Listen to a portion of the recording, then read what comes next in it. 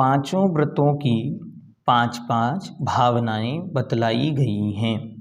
आइए सर्वप्रथम अहिंसा व्रत की भावना देखते हैं। सूत्र नंबर 4। वांग मनो गुप्तिर्या दान निक्षेपण समित्या लोकित पान भोजनानि पंच। वांग मनो गुप्तिर्या दान निक्षेपण समित्या लोकित पान भोजनानि पंच। वांग शब्द देखें अच्छी तरह। वांग गुप्ती, मनो गुप्ती, फिर उसके पश्चात ईर्या समिति, आदान निक्षेपण समिति, और उसके पश्चात अलौकित पान भोजनानि पंच अर्थात पांच। वांग गुप्ती अर्थात वचन गुप्ती, मनोगुप्ती अर्थात मनोगुप्ती, ईर्या समिति आदान निक्षेपण एवं अलौकित पान भोजन, ये पांच अहिंसा व्रत की भावनाएं हैं। ये पांच भावनाएं हैं, इसीलिए आचार्य भगवंत ने प्रत्येक भावना के अंत में पंच शब्द का प्रयोग किया है, क्योंकि ऊपर उन्होंने कह दिया कि भावना पंच पंच अर्थात पांचों व्रतों की पांच पांच भावनाएं हैं। श्रावक भी गुप्ती और समितियों का एक देश पालन कर सकता है।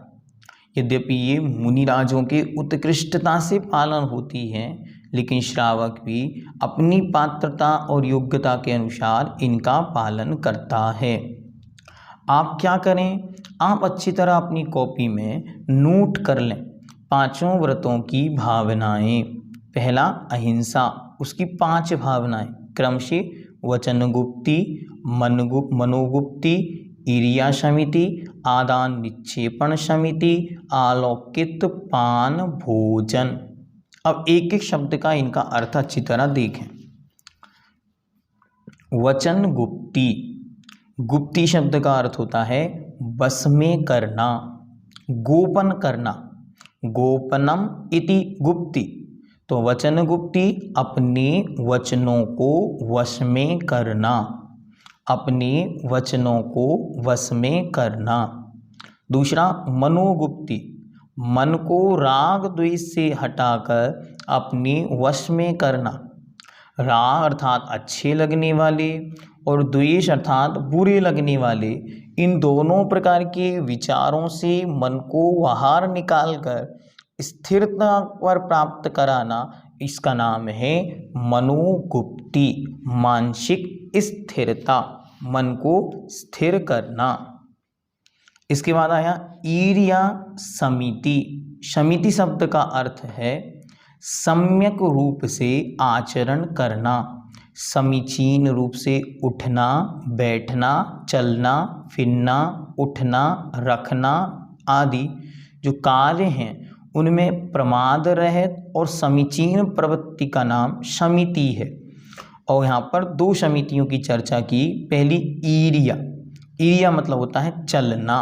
तो चलते समय क्या करना, तो प्राशुक मार्ग से दिन में 4 हाथ अर्थात 6 फुट प्रमाण भूमि देखकर चलना, यह ईर्या समिति है।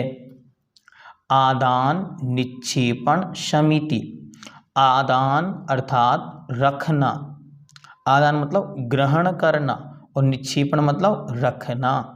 तो उठाने और रखने में सावधानी, शास्त्र, पिच्छी, कमंडल आदि उपकरणों को देखकर शोध कर रखना और उठाना आदान निक्षेपण समिति है। मुनि महाराज, आरिका माताएं एलक छुल्लक अपने पास पिच्छी जो है उसके माध्यम से उस स्थान का और उस वस्तु का पहले परिमार्जन करते हैं, पश्चात उसे ग्रहण करते हैं। और इनके अलावा जो त्यागी व्रती हैं, प्रतिमाधारी हैं, वह अपने हाथ में एक मृदु वस्त्र कोमल वस्त्र लिए होते हैं, अच्छी तरह उसको परिमार्जन करते हैं, जीव जंतु वहाँ है नहीं, अच्छी तरह शोधन करते हैं, उसके पश्चात उस वस्तु को उठाना और रखना करते हैं। क्योंकि व्रत में अहिंसा प्रधान है, इसलिए किसी भी जीव का किसी भी निमित्त से घात ना हो। और अंतिम कहते हैं आलोकित पान भोजन। आलोकित अर्थात सूर्य का प्रकाश, उजाला। कौन सा उजाला? लाइट वाला उजाला नहीं, सूर्य का प्रकाश ही यहाँ आलोक माना गया है। तो उसमें पान भोजन अर्थात पानी पीना या भोजन करना। तो सूर्य के प्रकाश में ही भोजन करना, यह आलोकित पान भोजन है। इसके बिना नहीं, इसके बिना अहिंसा व्रत पल नहीं सकता। अब कोई कह सकता है कि उन्होंने अच्छी तरह पूर्व में ही जब हम श्रावक बने तब ही हमको रात्रि भोजन त्याग करा दिया गया, फिर यहाँ पर उसका क्या औचित्य है? तो कहते हैं जो पाप भीरु श्रावक है, सूर्य के प्रकाश में ही भोजन बनाएगा और उसमें ही सेवन करेगा।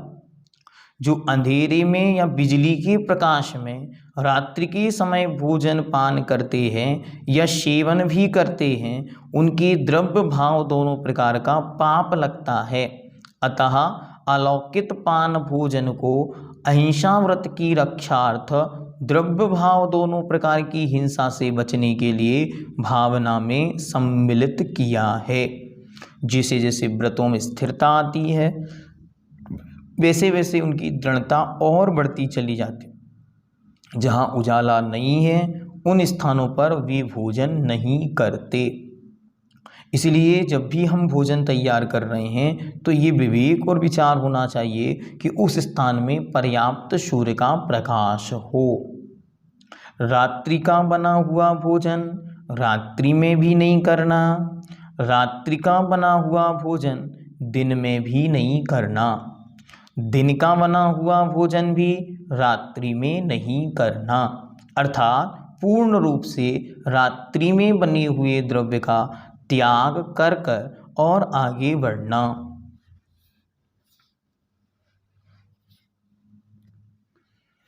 अब प्रश्न कोई पूछ सकता है कि काय गुप्ती और मनोगुप्ती और वचन गुप्ती की यहाँ पर बात क्यों की गई?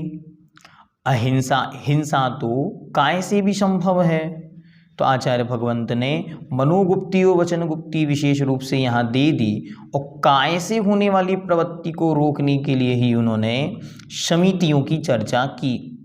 ईर्ष्या आदान निक्षेपण जो समितियाँ हैं ये मुख्य रूप से काय गुप्ती के अंतर ही समाहित हो गई हैं। हिंसा मात्र काय से ही नहीं होती, मन और वचन की दुष्प्रवृत्ति अहिंसा व्रत की बाधक है। चुगली करना, अशुभ वचन बोलना, कठोर मर्म भेदी वचनों के घाव कभी नहीं भरते, अतः इनसे महान हिंसा होती है। वचन गुप्ती वाला वाचनिक हिंसा को रोक लेता है, अतः वचन गुप्ती को अहिंसा व्रत की भावना में लिया गया है। इसी प्रकार संसारी जीव शारीरिक पीड़ा से उतना पीड़ित नहीं होता जितना मानसिक पीड़ा से। पर जीवों का हानि लाभ उनके कर्माधीन है, उस पर विश्वास ना करके जीव व्यर्थ ही अच्छे बुरे विचारों का ताना बाना बुनता रहता है। हार जीत, अच्छा बुरा, लाभ अलाभ, राग द्वेष, इसमें निरंतर चिंतन चलते रहने से उसकी हिंसक प्रवृत्ति बनी रहती है। और भगवान अमृतचंद्र देव पुरुषासिद्धि उपाय में कहते हैं कि भाव हिंसा ही संपूर्ण हिंसाओं में प्रधान है। जहाँ जहाँ राग है वहाँ वहाँ हिंसा है। भाव हिंसा का स्वामी बनता है, अतः भाव हिंसा से बचने के लिए मनोगुप्ती को अहिंसा व्रत की भावना में गर्भित किया गया है। इस प्रकार ये पांचों वचन गुप्ती, मनोगुप्ती, ईर्ष्या समिति, आदान निक्षेपण समिति और आलोकित भोजन पान, इनके माध्यम से वह जीव अपने अंतरंग में अहिंसा व्रत को दृढ़ करता हुआ अहिंसा के व्रत को मजबूत बनाता है। 5 भावनाओं में सत्यव्रत की 5 भावनाएं। सूत्र नंबर 5। क्रोध, लोभ, भीरुत्व, हास्य, प्रत्याख्यानान्य, नुवीचि भाषणम च 5। क्रोध, लोभ, भीरुत्व, हास्य, प्रत्याख्यानान, नुवीचि भाषणम च 5। क्रोध, लोभ, भीरुत्व, हास्य, प्रत्याख्यानानि। अब ये प्रत्याख्यान शब्द जो है वह बहुवचन के रूप में यहाँ प्रयोग हुआ, तो यह प्रतीक के साथ लगाना। कैसे? तो क्रोध प्रत्याख्यान, लोभ प्रत्याख्यान, भीरुत्व प्रत्याख्यान और हास्य प्रत्याख्यान। प्रत्याख्यान शब्द का अर्थ है त्याग, छोड़ना। तो क्या क्या छोड़ना? तो क्रोध त्याग, लोभ त्याग, भय का त्याग, हास्य त्याग। च और अनुवीचि भाषणम। अनुवीचि भाषणम अर्थात आगम के अनुसार बोलना। अब यहाँ पे सत्य की बात हो रही है, तो आचार्य कहते हैं असत्य किन किन निमित्तों से बोला जाता है? तो असत्य के मुख्य 4 निमित्त हैं, क्रोध, लोभ, भय और हास्य। हास्य अर्थात हंसी मजाक। तो सबसे पहले क्रोध प्रत्याख्यान अर्थात गुस्से में नहीं बोलना, क्योंकि कई बार गुस्से में जीव सत्य के स्थान पर असत्य प्रलाप करता है, इसीलिए उन्होंने कहा गुस्से में नहीं बोलना। दूसरे नंबर पर लोभ प्रत्याख्यान। लोभ अर्थात लालच, गिद्धता। जब कोई जीव लोभ से भर जाता है तब भी वह असत्य वचनों का प्रयोग करता है, असत्य बोलता है, इसलिए कहते हैं लोभ प्रत्याख्यान। लोभ लालच से युक्त होकर नहीं बोलना। तीसरे नंबर पर है भय प्रत्याख्यान। भय का अर्थ होता है डर। डर में आकर भी जीव, दबाव में आकर जीव असत्य बोल देता है, इसलिए आचार्य कहते हैं कि वहाँ पर भी बचने का प्रयास करे, अर्थात असत्य संभाषण ना करे। डर जब हो तब बात ना करे तो असत्य नहीं होगा, इसलिए भय प्रत्याख्यान। और चौथा का हास्य। हास्य अर्थात हंसी। हंसी मजाक में भी जीव असत्य बोलता है, इसलिए आचार्य कहते हैं हंसी मजाक में भी ना बोले, अर्थात मजाक मजाक में भी झूठ ना बोले। वरना नहीं हमारे तो हंसी मजाक चलता है, और हंसी मजाक चलने के चक्कर में वह असत्य बोल देता है, तो सत्य का नाश, हिराश, वीरत्व का खंडन हो जाता है, इसलिए उसे भी नहीं बोलना। तो पहला 4 चीज़ें छोड़नी है, क्रोध प्रत्याख्यान, लोभ प्रत्याख्यान, भय प्रत्याख्यान और हास्य प्रत्याख्यान। और ग्रहण क्या करना है? तो अनुवीचि भाषणम। अनुवीचि भाषणम से आश्रय क्या है? आधार सहित बोलना। ऐसा नहीं कुछ भी बोल रहे हैं, जिसे कहते हैं बकवास या बकवाद या व्यर्थ प्लाप, ऐसा नहीं बोलना, अपितु अच्छी तरह आधार से सहित बोलना। दूसरा कहते हैं आगम के अनुसार बोलना। जिस विषय में आगम में जो उल्लेख है उस प्रसंग के उपस्थित होने पर वही बोलना, अन्यथा रूप में आपको कहना इस विषय में मेरा ज्ञान नहीं, मैं नहीं जानता। और तीसरा कहते हैं और प्रसंग के अनुसार बोलना, जहाँ जो प्रसंग है तद अनुसार कथन करना। इससे क्या होगा? इससे अनावश्यक बोल नहीं होगा। जब प्रसंग से अन्यत्र बात होती है तो जीव यदवा तदवा बहुत बोलने लगता है, लेकिन जब उसे कहा जाए कि नहीं आपको मात्र इस प्रसंग पर बोलना है, जिसे कहते हैं topic wise speaking, communications skills, जिसे आलाप पद्धति में नए पद्धति के माध्यम से समझाया कि जहाँ जिस चीज़ की आवश्यकता है तदनुसार उसे बोलना, अन्यथा प्रवृत्ति नहीं करना।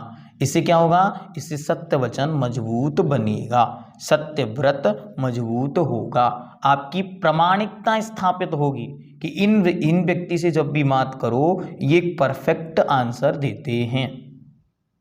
ये तत्वार्थ सूत्र का 7वां अध्याय ये हमारी जीवन की एक चर्या है, एक आचरण है। ये अध्याय हमको ये बतलाता है हमें कैसे कैसे रहना है। The act of life, the art of life और द पार्ट ऑफ लाइफ, एक प्रकार से एक पर्सनालिटी डेवलपमेंट की क्लास चल रही है, ऐसा हमको मानना।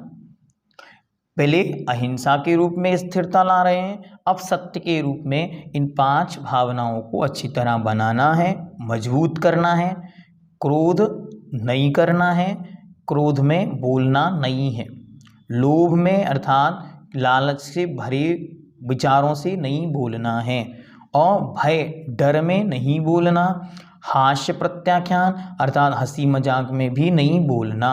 और अंत में कहते हैं अनुवीची भाषणम अर्थात आगम के अनुसार बोलना। आचार्य व्रत की भावनाएं। सूत्र नंबर 6, शून्यागार, विमोचितावास, परोपरोधाकरण, भैक्ष शुद्धि, सधर्मा विसंवादः 5।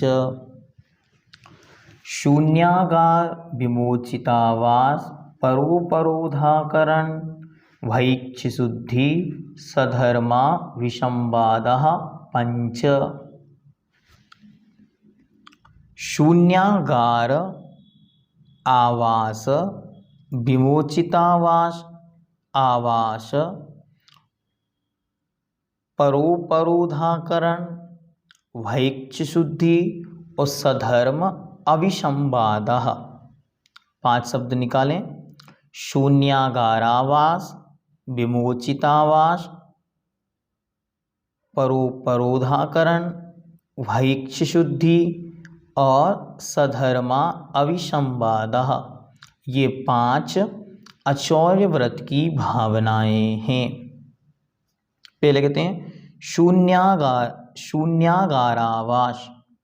शून्य अर्थात जहाँ कुछ भी नहीं है या कोई भी नहीं है, ऐसे शून्य।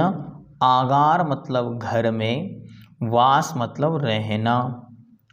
पर्वत की गुफा और वृक्ष का कोटर अर्थात वृक्षों में जो बड़े बड़े स्थान बन जाते हैं, बड़े पुराने वृक्षों में, उनमें आदि में शून्यागार अर्थात जन जंतु से रहित, जहाँ कोई जीव नहीं है, ऐसे निर्जन असौमिक अर्थात जहाँ का कोई स्वामी नहीं है, ऐसे स्थान में निवास करना।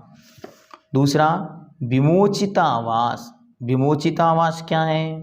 विमोचित अर्थात दूसरों के द्वारा छोड़ा गया, आवास मतलब निवास स्थान, दूसरों के द्वारा जो स्थान छोड़ दिया गया है, ऐसे स्थान में निवास करना, आवास करना, ठहरना और रहना। तीसरा परोपरोधाकरण, दूसरों को रुकने के लिए मना नहीं करना, दूसरों को अपने स्थान पर ठहरने से नहीं रोकना। विशेष क्या जानना? जो अपनी धारणा को छोड़ना नहीं चाहता और आप उसे जबरदस्ती छुड़वाना चाहते हैं, तो यह भी परोपरोधाकरण है, ऐसा आचार्य भगवंत विद्यासागर जी महाराज कहते हैं। चौथा भैक्ष शुद्धि। आचार शास्त्र में बतलाई हुई विधि के अनुसार आहार भोजन ग्रहण करना, यह भैक्ष शुद्धि है।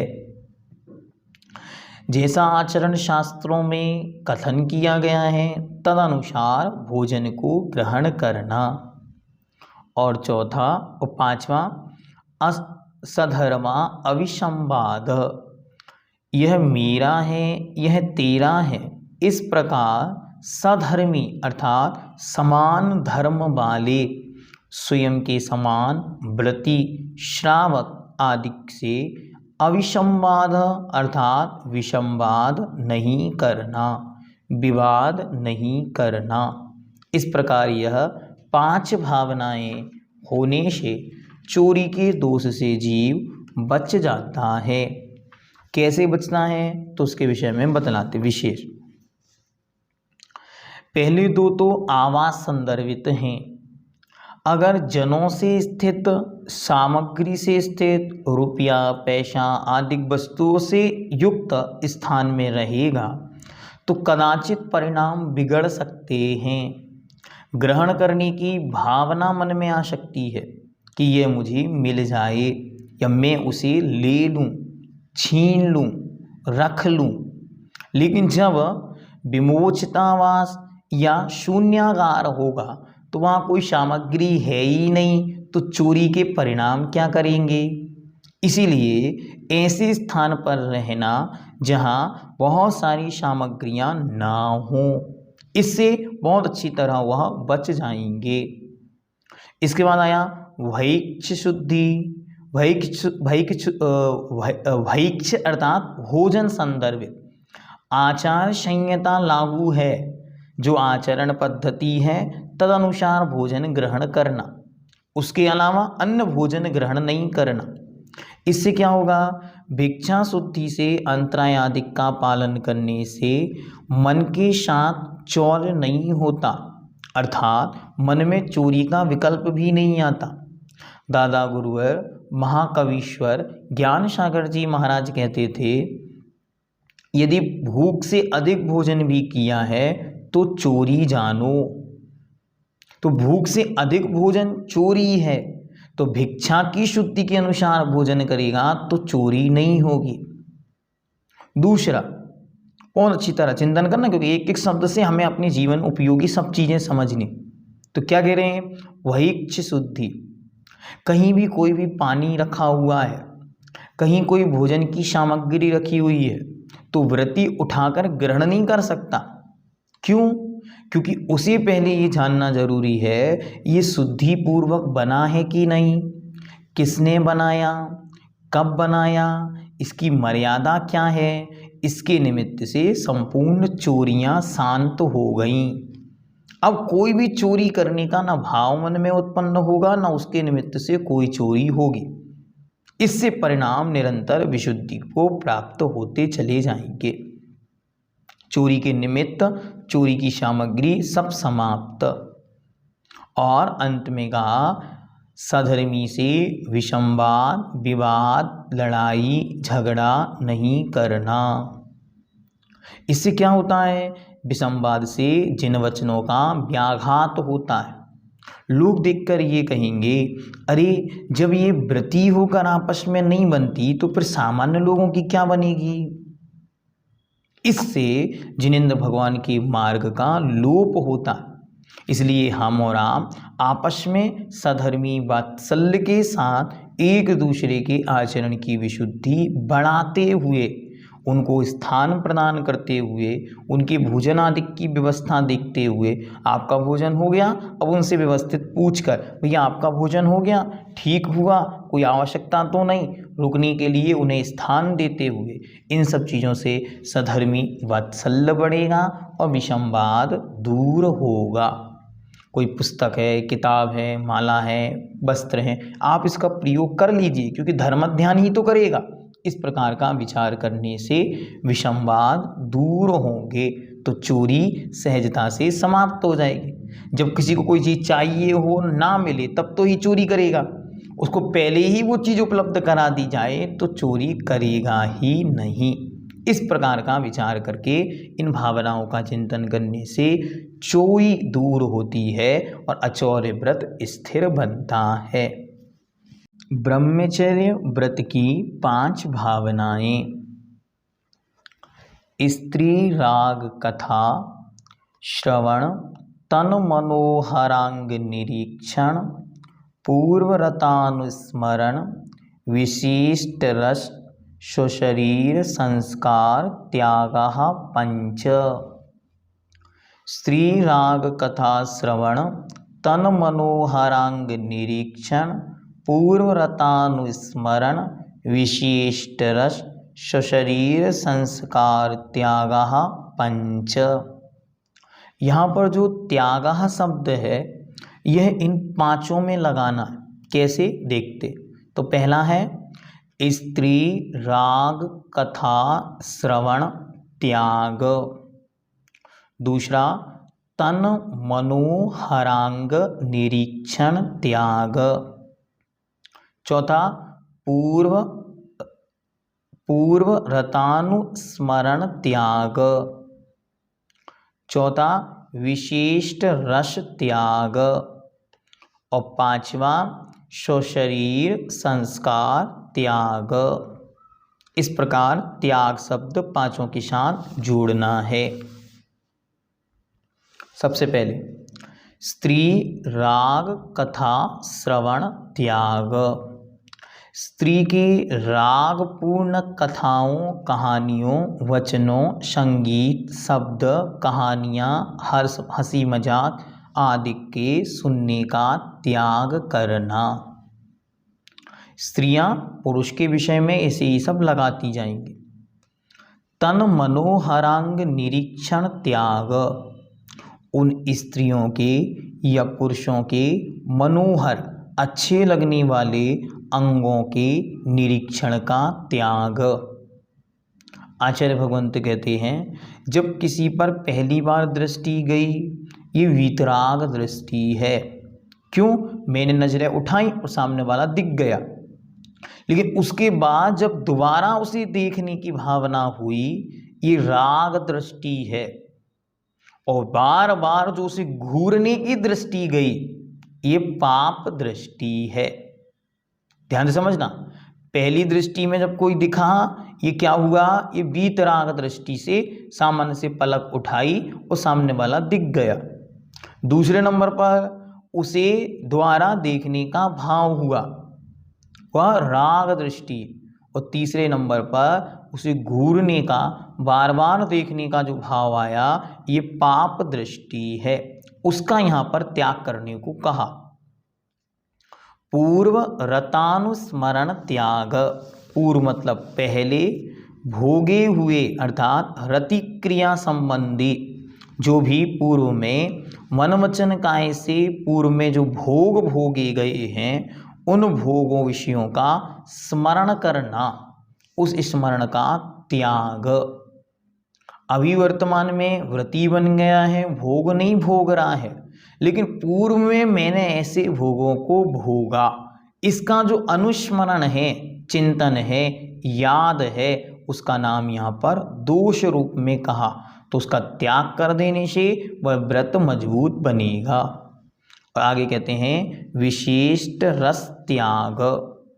ब्रश अर्थात होता है गरिष्ठ और इष्ट अर्थात होता है प्रिय। तो जो गरिष्ठ है वह भी छोड़ना है। गरिष्ठ अर्थात जो पचने में बहुत अधिक समय लेता हो, जिससे प्रमाद अधिक उत्पन्न होता हो, ऐसी वस्तु ग्रहण नहीं करना।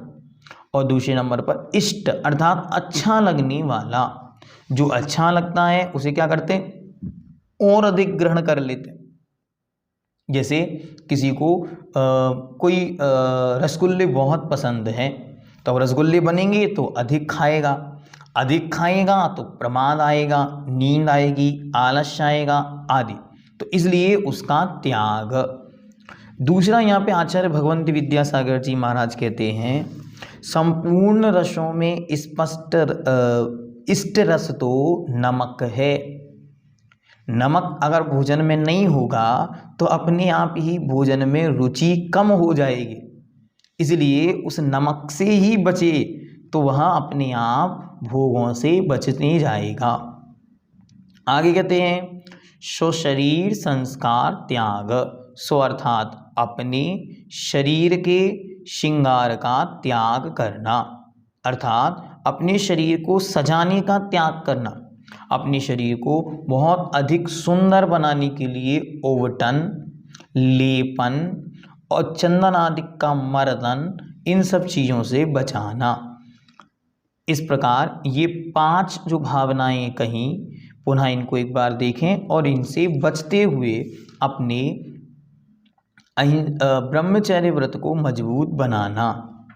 कौन कौन सी? तो पहला, स्त्री राग कथा श्रवण त्याग, स्त्री में रागवर्धक कथाओं के सुनने का त्याग। तन मनोहरांग निरीक्षण त्याग, उनके मनोहर अंगों को देखने का, ताकने का त्याग। पूर्वरतानुस्मरण त्याग, पूर्व में भोगे गए विषय भोगों का चिंतन, स्मरण, याद करने का त्याग। विशिष्ट रस अर्थात इष्ट और गरिष्ठ कामवर्धक ऐसे रसों का त्याग करना। और स्वशरीर संस्कार त्याग, अपने शरीर को सजाने का त्याग करना। इसके अलावा और क्या क्या चीज़ें त्याग की जा सकती हैं? तो अश्लील चित्र आदि देखना, चलचित्र, टीवी, अश्लील गाने सुनना, उपन्यास पढ़ना, संस्कृति के विरुद्ध वेशभूषा धारण करना, ये सब भी ब्रह्मचर्य की घातक हैं, इसलिए इनसे भी बचना चाहिए। परिग्रह त्याग व्रत की 5 भावनाएं। सूत्र नंबर 8, मनोज्ञा मनोज्ञेन्द्रिय राग द्वेष वर्जनानि 5। मनोज्ञा मनोज्ञेन्द्रिय राग द्वेष वर्जनानि 5। मनोज्ञ अर्थात अच्छे लगने वाले, अमनोज्ञ अर्थात बुरे लगने वाले।